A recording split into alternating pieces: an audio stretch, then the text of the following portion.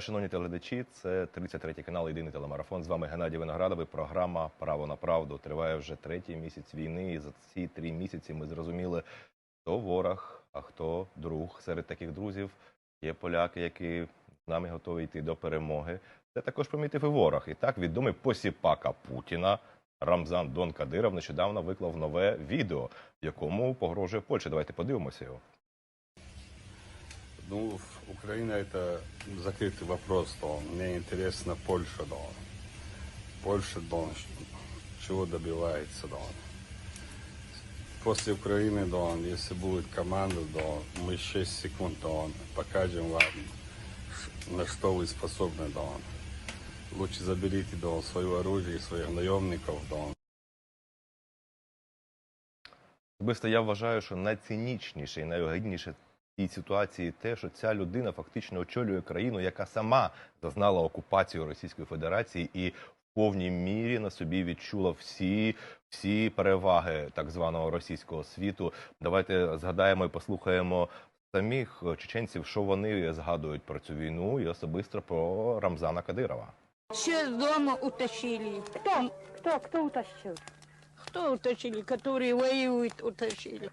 Российские войска. Ничего, посмотри на меня. Дети по каждого чужих ходят, ночуют. У нас 10 человек. Куда я А с пойду? домом вашим что случилось?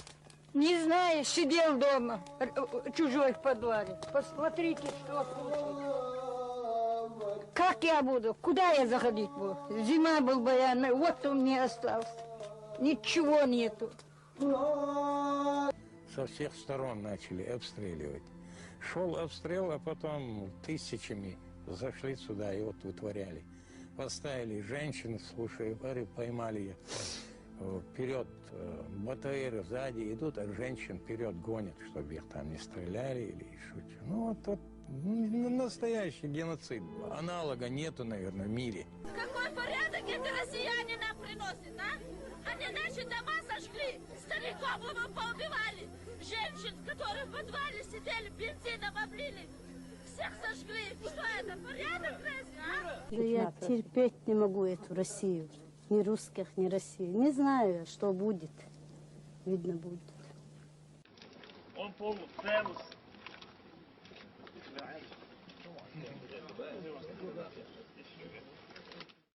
Кадыров, ты же свинья, ты предатель своего народа. Без мести это, безвозмездно ничего не будет, ничего не будет. Кадыров, ты предался, шкура ты предательская. Ты посмотри, как твой народ плачет. Вот это слезы тебе отольются.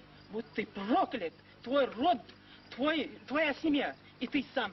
Шкур, какой ты президент, самозванец ты чертова. Ты понимаешь это? Це схоже як під кальку на нашу ситуацію, бо ворог у нас спільний. Це зрозуміло, але я не дуже добре знаю історію цієї країни і чому саме Рамзана, цього Дона Кадирова, називають зрадником. Зараз спробуємо розібратися з керівником комітету ТОПАМ, істориком, публіцистом, учасником 2 російсько-чеченських воєн Джамбулатом Сулеймановим. Доброго дня, Джамбулате.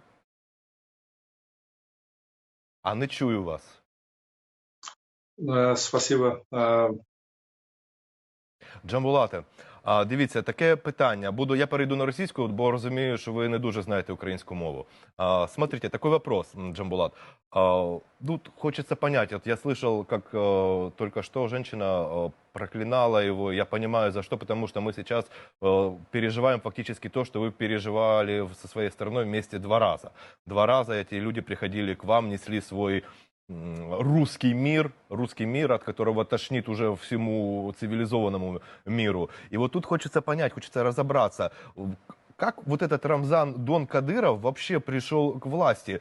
Потому что много историй вокруг этого ходит, какая-то непонятная история с его отцом, кто там что, кого предал, потому что до этого, у меня была информация такая, что вроде как бы и сам Рамзан, и вроде его отец воевали против русских. Что произошло? Просветите нам немножко вот эту ситуацию, чтобы мы понимали, что у вас происходило в стране. Отец Рамзана Кадыров, он не воевал, он был назначен муфтием уже в ходе Первой войны, потому что наш действующий муфтий сбежал во время войны в Казахстан. И все хотят акцентировать внимание на том, что Рамзан мог быть приучастен к убийству своего отца. Но это мы не можем знать точно, было это или нет. Это такое, одна из догадок того, что когда он появился в Кремле рядом с Путиным, что он мог быть поставлен в курс, что это все могло быть предварительно договорено между ним и Путиным. Но важнее то, что сам акт предательства кадыровского клана, так скажем, он примечателен тем, он стал таким знаковым событием среди многих предательств мира, потому что Чечня, то есть был у России, у Российской Федерации, у руководства Российской Федерации был спрос на слив чеченской независимости. А когда разваливали СССР, был проект собрать его вновь в другом переформатированном виде, СНГ. И то, что этот СНГ не состоялся с середины 90-х годов, а то, что к нему Путин вынужден был приступить уже вот в середине, так скажем, второго десятилетия 21 века, то есть это все оттянулось на 25 лет, на 30 лет. В этом некотором роде для них была повинна Чечня. Потому что когда Ельцин говорил, берите столько независимости, сколько потянете, это подразумевало, что автономные республики Российской Федерации, тот суверенитет, то есть, который они будут требовать, он будет какой-то половинчатый, условный. Чечня стала добиваться полной политической независимости. И Россия не могла приступить к собранию вновь СССР-2, когда у нее на территории, которую она считала своей собственной, на территории Чечни, было провозглашено независимое государство. И Чечня стала костью горла для проекта СССР-2. И поэтому слив чеченской независимости – это был тот спрос, за который Российская Федерация была готова заплатить все, что ее возможности. Ну тут, Джамбулат, я хочу немножко тоже и нашим зрителям рассказать. Ну давайте взглянем правде в глаза. Честно, Российская Федерация – это империя. Это империя, которая действует по имперским правилам, традициям. Она что там? Территория и ресурсы. Территория и ресурсы, да, есть политическая какая-то сторона, независимость, это понятно. Но я знаю, что в Чечне, зачем еще нужна была Чечня? Там я знаю, что все в порядке с нефтью, причем там особая какая-то порода добывается, там из нее добывается, по-моему, то ли высокооктановый дизель, то ли еще какая-то история. И вот именно этот ресурс, я думаю, этот ресурс был остро необходим. Помимо того, что, да, действительно, в середине страны свободное независимое государство, в середине империи, ну это как-то, да, не камильфо для этой имперского государства. Поэтому тоже, чтобы наши зрители понимали, что Российская Федерация – это преступник, это вор, который приходит в чужой дом, забирает там унитазы, нефть, телевизор, газ и все остальное, что есть у вас в доме, и рассказывает, что вот это вот, ребята, и есть русский мир. То есть это ворюги, это фактически ворюги. И хочется вернуться все-таки, Джамбулат, к первому вопросу. Смотрите, ну окей. Он окей, мы не суд, мы не знаем, мы не видели свидетелей, тоже не опрашивали, убил ли он сам своего отца. Но, однако, хочется тут понять, они воевали вначале против русских или не воевали? Как это вот было у них с отцом? Нет, насчет этого вопроса я уже, в принципе, ответил. Кадыров-старший не воевал, а Кадыров-младший был в его охране. То есть это был муфти, исполняющий обязанности во время Первой Чечни. А после окончания Первой войны он уже был утвержден в этой должности, и Рамзан Кадыров являлся его охранником. К началу Второй войны уже он возглавлял особое подразделение, которое также больше выполняло охранные функции своего отца. Ну и по совместительству там, я не знаю, у них были какие-то функции по отжиманию денег у министров, которые были назначены Кремлем в Чечне. Такая себе внутри междуусобная уже война пошла какая-то, я так понимаю. Давайте перейдем к следующему. Такой, скажем так, охранное агентство с криминальными функциями. Так сказать. Вы, я знаю, вы участник двух чеченских войн, и хотелось бы, чтобы вы вспомнили, как это все начиналось. Вот они, когда пришли, они ж тут нам всем, вот у нас, когда пришли к нам в страну, они тут пришли с таким раскладом, что мы тут их встречать будем с цветами. Цветами, караваями, там, всеми вот этими делами. К вам в страну они также приходили? Или как это было у вас? В этом случае все было почти что одинаково, подобно. У нас были люди, которые заверяли в Кремле, что чеченцы будут встречать, но у нас не с цветами принято, у нас посыпают дорогу мукой, когда приветствуют, скажем, желанного гостя или отправляют в дорогу близкого человека. И была так называемая оппозиция, на самом деле это была пятая колонна Кремля, которая заверяла кремлевские власти, что чеченцы будут встречать, посыпая дорогу мукой. Точно так же, как, скажем, уже нам теперь известно, что в Кремле были отчеты, что и в Киеве будут встречаться с цветами. Вот была подобная ситуация. Но это искаженная картина реальности, она послужила плохую услугу Кремлю, как и тогда, когда они столкнулись с разгромом Майкопской бригады при новогоднем штурме Грозного в 1995 году. Также и при провале операции по захвату Киева в 2022 году в конце февраля, в начале марта. То есть в этом случае все было почти что одинаково. Они дважды наступили на одни и те же грабли. Джамбулат, хочется, смотрите, я не очень знаком с историей вашей страны. Вообще, как правильно говорить, Чечня или Республика Ичкерия, чтобы мы не путались, потому что мы не настолько хорошо знаем историю? Чеченцы вообще себя не называют ни Чечней, ни Ичкерией. Мы называем себя, чеченцев называем Нохчи, а нашу страну Нохчи-Мох. То есть Мох – это страна, как марка, скажем, в европейских, романо-германских языках. Нохчи-Мох – это чеченская страна, чеченская земля. Но Чечня – это исторически, то есть это то, что нас называли соседи, перенято русскими, и, естественно, нас называют Чечня. Кто-то считает, что правильно будет Чечения. А Ичкерия – это исторически такая центральная часть Чечни, где когда-то располагалась старая столица чеченцев Ведено, откуда, то есть это такой политический центр притяжения чеченской страны, так скажем. И наш первый президент независимой Чеченской Республики Ичкерия назвал ее именно так, чтобы исключить непонимание в терминах. Российская Федерация в начале 90-х годов включила Чеченскую Республику в реестр субъектов, входящих в Российскую Федерацию. Чечня с этим не была согласна. Она еще до созыва, скажем так, обновленной Российской Федерации объявила себя независимой страной.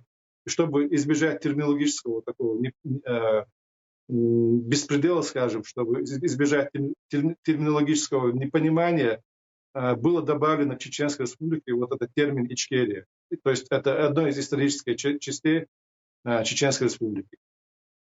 Понял И вас. сегодня, с юридической точки зрения, сегодня правильно называть именно независимую Чечню Чеченская Республика Ичкерия. Вот это полное название нашей независимой страны. Теперь у нас не будет никаких путаниц. Смотрите, Джамбулат, сейчас на нашей территории, здесь, в наших вооруженных силах украинских воюют. Ребята воюют ваши граждане, я так понимаю, нет возможности сейчас делать это там, на вашей территории, в вашей стране. И они сейчас есть, тут есть такой батальон Казбек.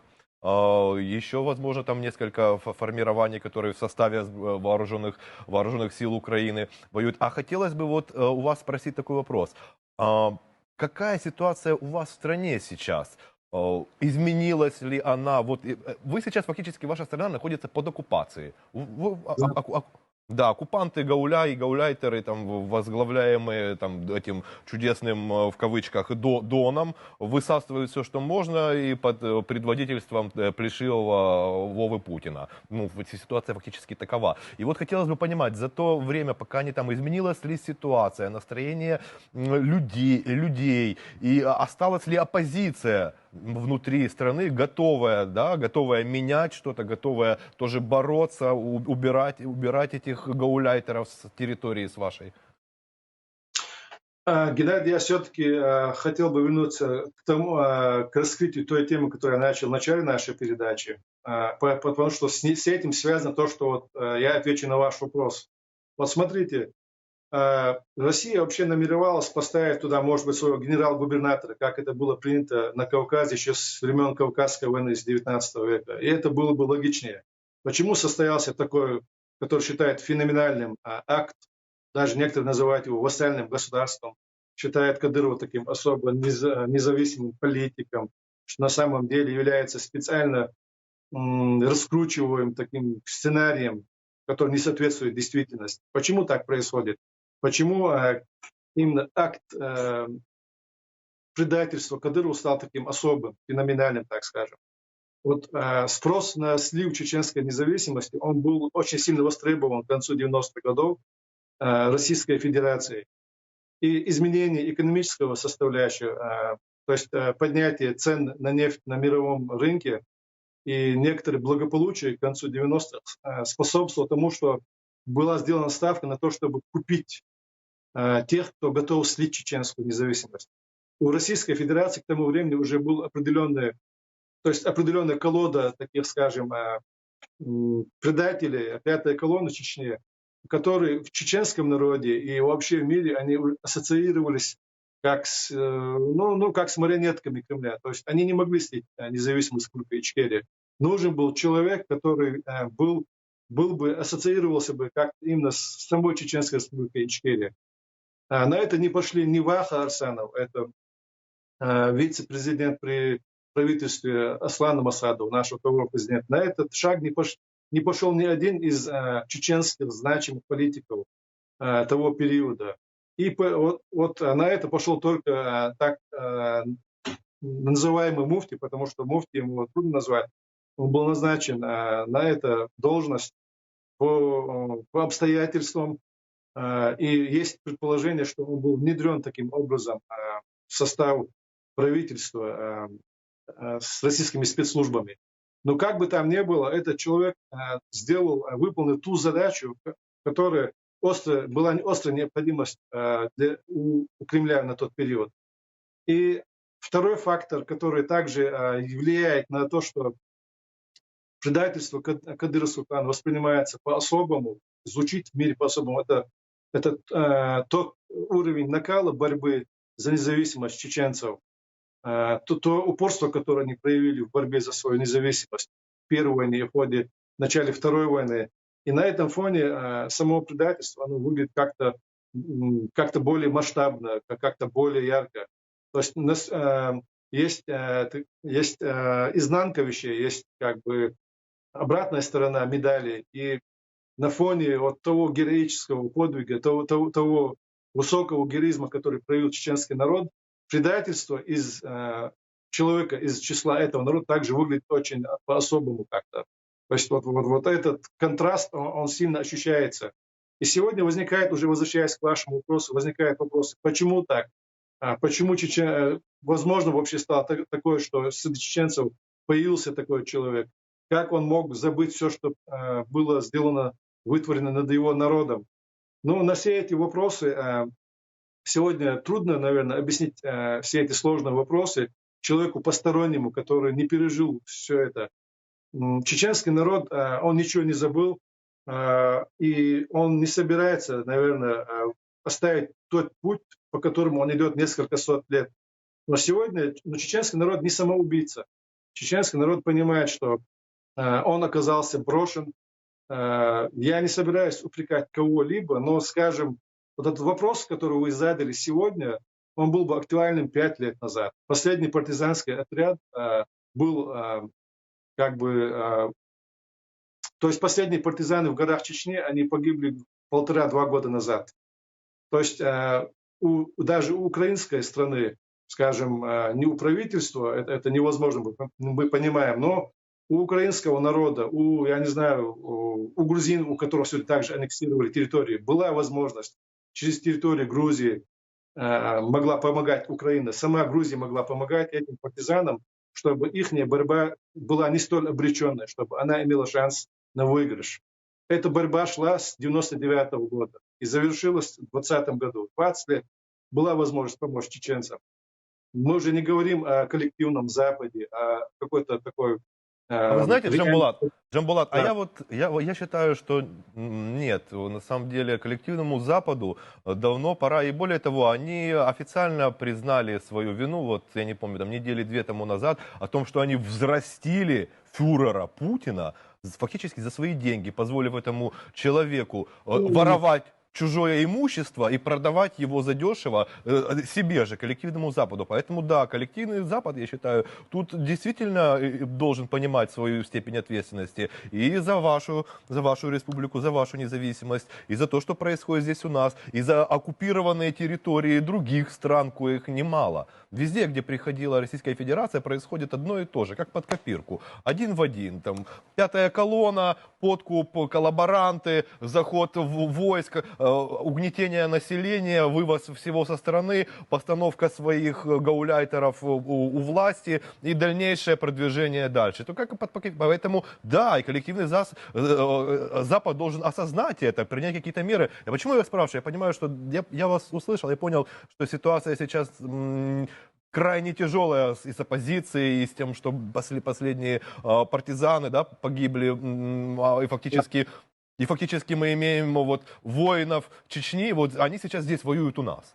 И я вот хотел подвести, наверное, к последнему вопросу. Смотрите, так или иначе, ну, мы все понимаем и уверены, и у нас нет другого выхода. Мы победим в этой войне, так или иначе. Там, какая цена будет за это заплачена, мы еще не знаем, но мы победим в этой войне. И вот тут станет вопрос.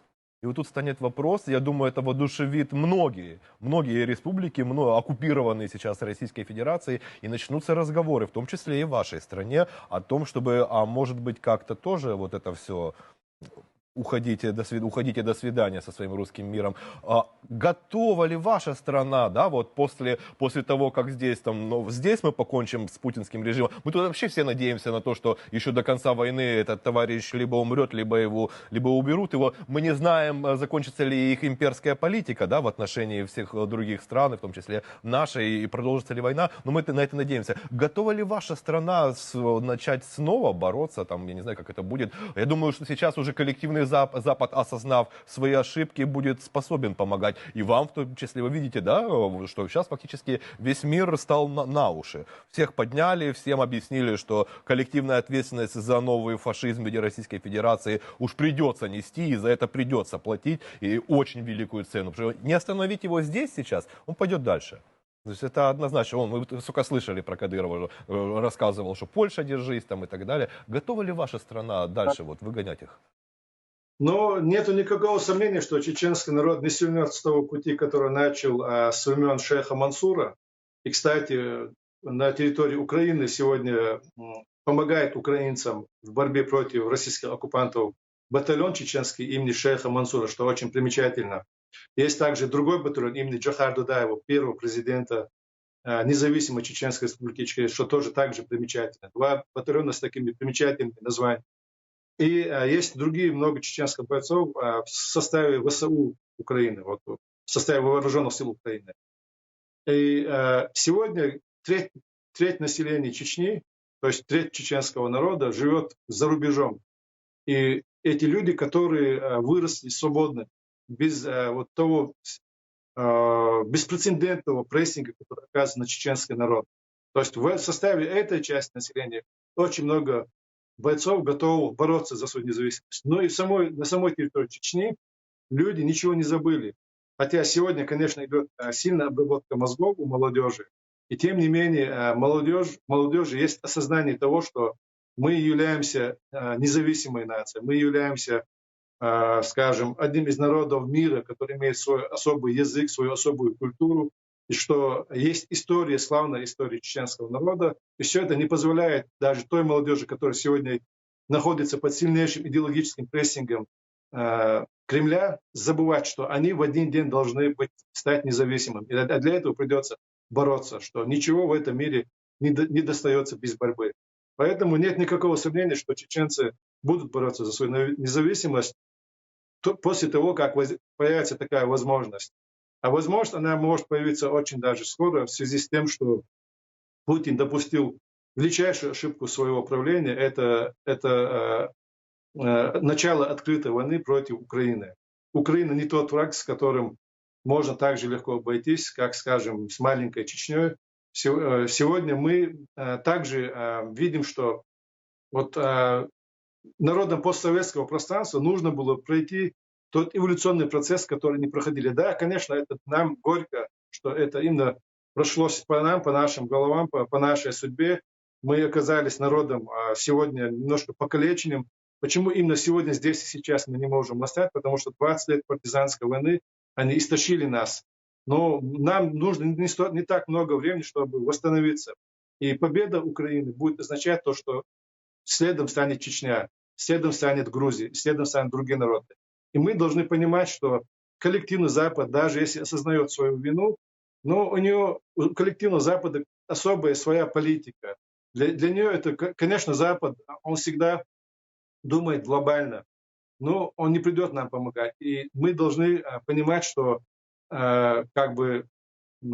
судьба утопающего в руках самого утопающего. То есть нам, народам постсоветского пространства, народам, которые подверглись атаке Российской империи, российских империалистов, это прежде всего мы, чеченцы, следом были грузины, следом была Украина и, возможно, Казахстан, потому что была попытка в Казахстане также, я не знаю, какого-то госпереворота или переподчинить себе Казахстан. Мы знаем, что есть амбиции Кремля на то, что на возврат северных районов Казахстана. То есть это те страны, также Прибалтика не исключается.